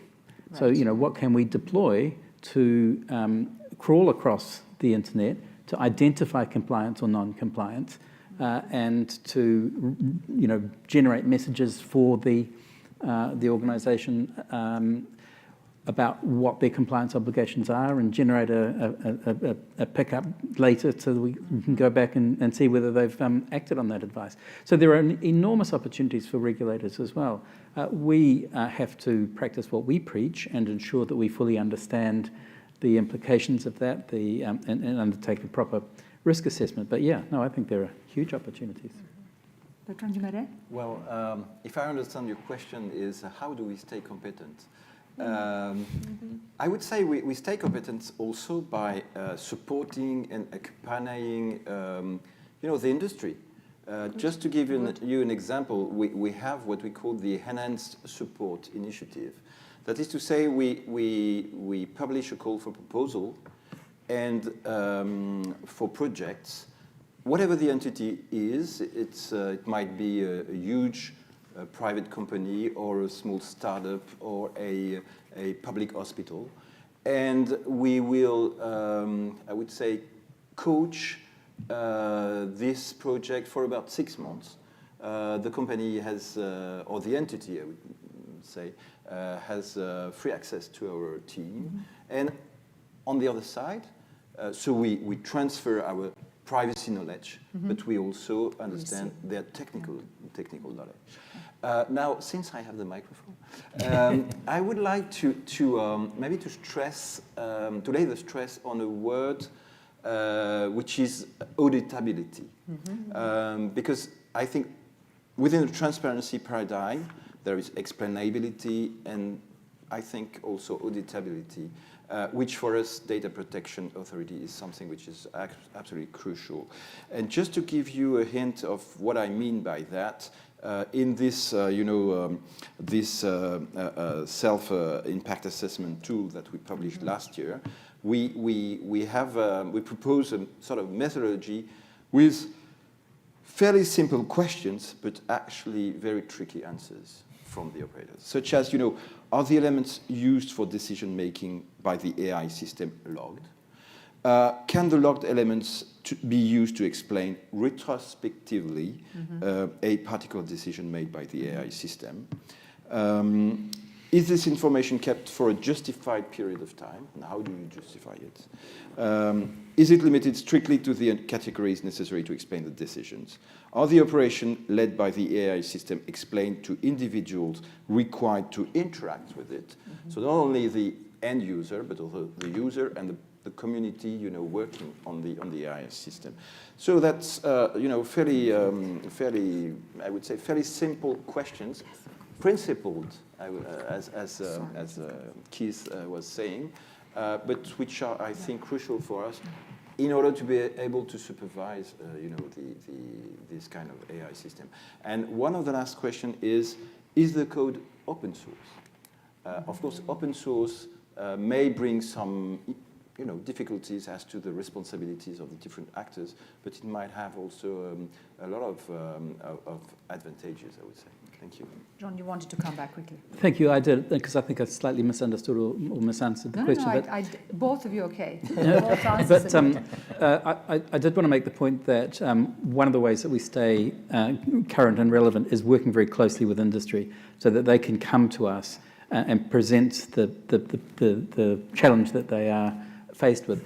Now, for those who don't come willingly, there is going to be, in the Data Protection and Digital Information Bill, enhanced powers for the Commissioner. So we will be able to require technical reports. At the moment, we can issue information notices, which say, take that document off the shelf and give it to me, but it doesn't enable us to require the generation of new information. And so I think that the ability to order technical reports will significantly enhance our ability to effectively regulate for these new technologies.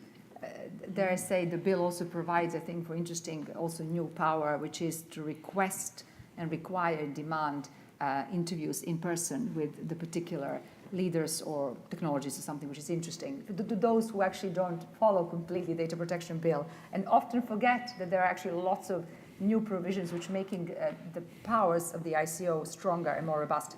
Are there any comments from the floor on kind of, I'd like to take, if I can, conversation in these last moments on something that has been a big theme of this conference, which is risk-based approach to how we regulate, to how we comply, to how we supervise and how we provide our guidance.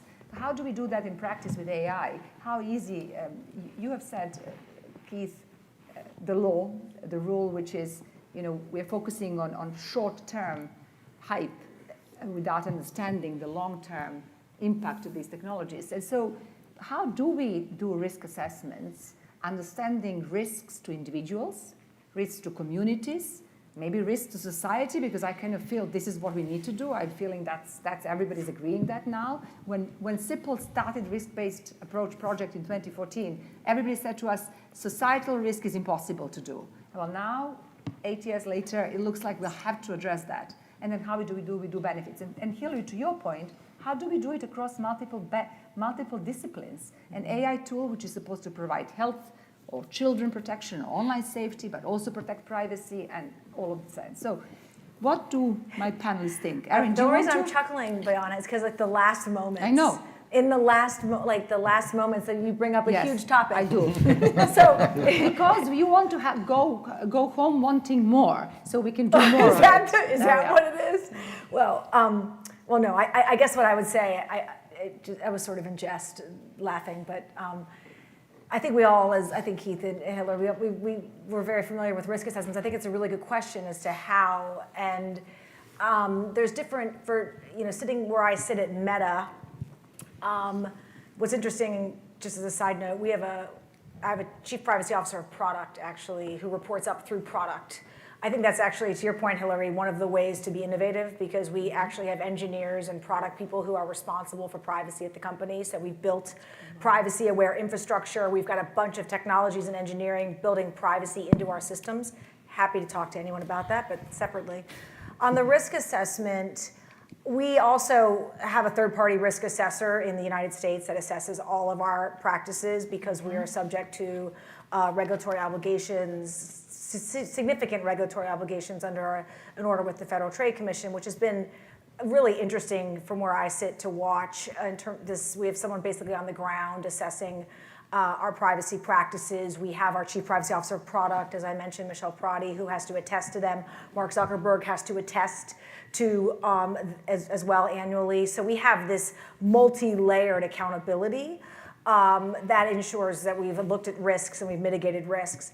In terms of how we assess and determine, I mean, my job, I sit on policy, public policy, and my job is to engage. And we have roundtables with experts in every region around the world where we get feedback. I think, to your point, Boyana, a lot of it is really, it's really important to talk about fairness and bias and talk about, I've had meetings over the past few days talking about, you know, countries that may not, you know, the ones that aren't up here, where we have to ensure that we have representation and we're thinking through those issues. So it's just really this collaborative process with academics and experts and regulators, and in addition to our assessor and others. So this is why it's such a big topic, because it requires a lot of engagement and a lot of feedback and a lot of loops. We call what my team does is really this loop where we get the feedback, we bring it to the product, we come back out, we explain what we did, we bring it back, and we meet with, again, experts.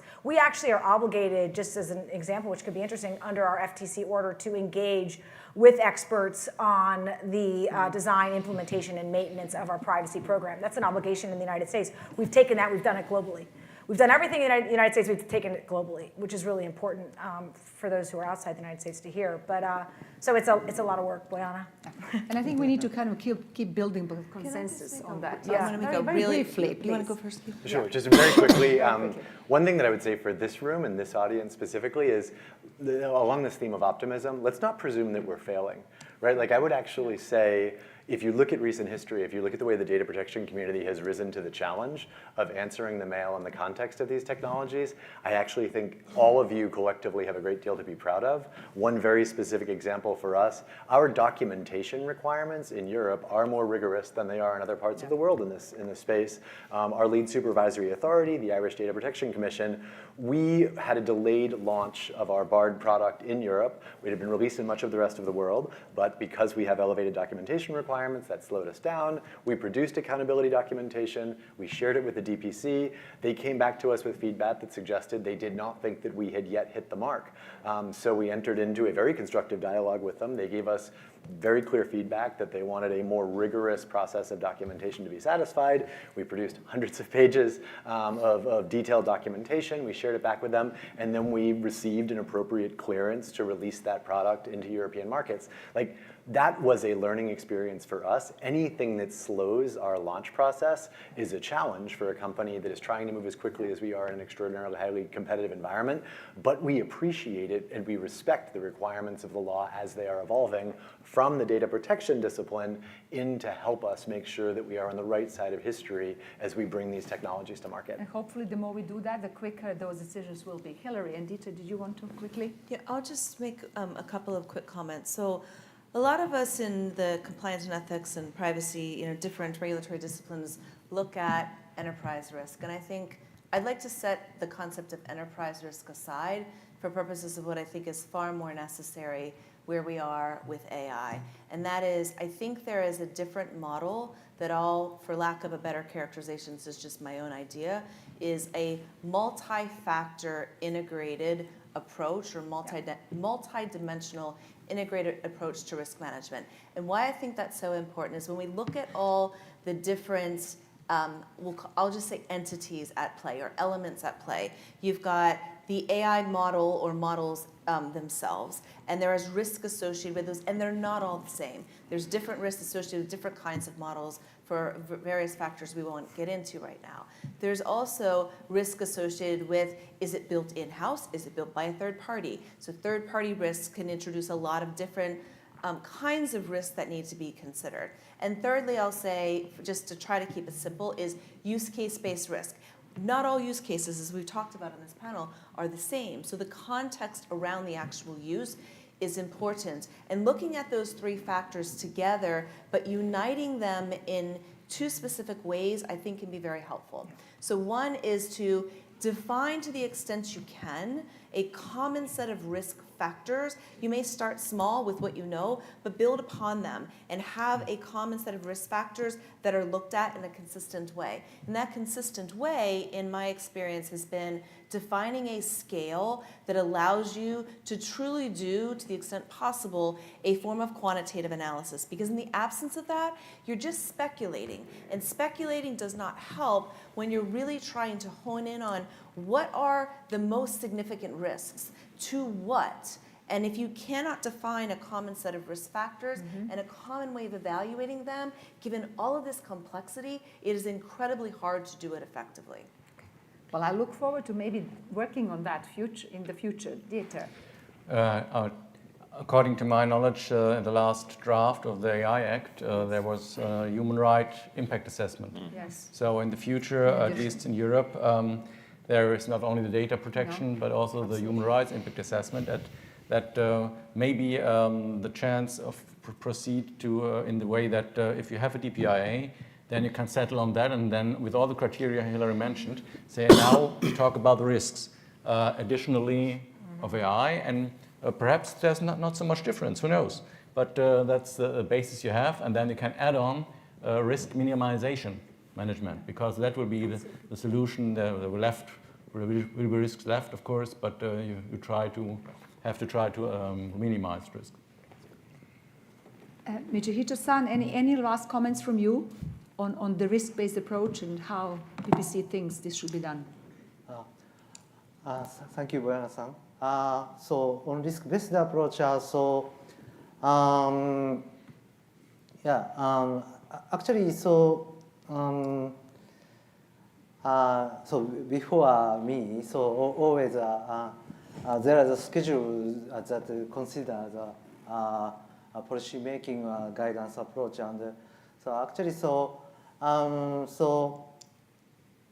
this year is G7 presidency for Japan. So the G7 roundtable meeting, we are in rush to formulate G7 statement on the generative AI, and then at the Global Privacy Assembly, we will expand the message to the world with all the input from the DPAs, and then G7 ministers will release soon and international guiding principles for the organization and developing AI, and also international codes of conduct for developers of AI. So, actually, right now I don't have any answer about the risk-based approach, but after the release of the such outcome documents by G7 ministers, maybe in my view, we will work on connecting those AI-related documents with G7 data protection authorities statement, both at the G7 and the GPA. So otherwise, people doesn't know about the consistent, easy to understand guidance for using AI. AI is infiltrating into our daily life. So the companies and the authorities need to live up to the people's expectations. So I don't think this is not a good answer to your question, but it's a good answer. that is my final No, but comment. thank you for reminding us of that, because G7 Hiroshima process had just come out with the code of conduct, that is being proposed, and it's open now for consultation. It's got 10 principles, and out of these 10 principles, we have got five that actually talk about importance of risk. Take appropriate safety measures and consider societal risk, number 1. Develop, disclose risk management plans and mitigation deterrent measures, including privacy policies, AI governance policies. Prioritize research to mitigate societal, environmental, safety risks and investment in mitigations, and there are a few others. So it's going to be a really important discussion. We don't have time to talk about risk anymore, but hopefully this is going to leave us all wanting more. I think with this, I would like to end the conversation. I know that I have asked my team to try to sum up in 3 minutes, but I'm not going to do that because I think everybody's desperate to have some air, to do some networking, to think about what we've discussed. John, you made it, well, it wasn't a joke, but you said your team has used ChatGPT, or your friend, and asked about the Information Commission at ChatGPT, or the whichever bot it was, had no idea and didn't ask for advice. Well, I wonder, Alexander White, whether we can actually put all of these sessions into the training models of Google, Microsoft, Meta, and let's see what the bots and our large language learning models learn about how we think about AI and responsible AI and data protection after all of these discussions. I think they'll be much better informed. So there's a challenge for all of us. Let's do that, and let's see what comes out from that training system. I think they will be much better informed. And they will certainly know about this group here, as well as all of you. But thank you so very much. The discussion is to be continued. You have all said to us, we have to speak, we have to constructively engage, and I think even though we don't agree whether there are tensions or not, but I think there will be some questions to be answered. Please pick up Sipil's paper there that actually explains the onion approach. Alex White, onion apparently was the staple of Bermuda. So with that, we're going to finish this, and we are relevant even for Bermuda. Thank you very much. Thank you.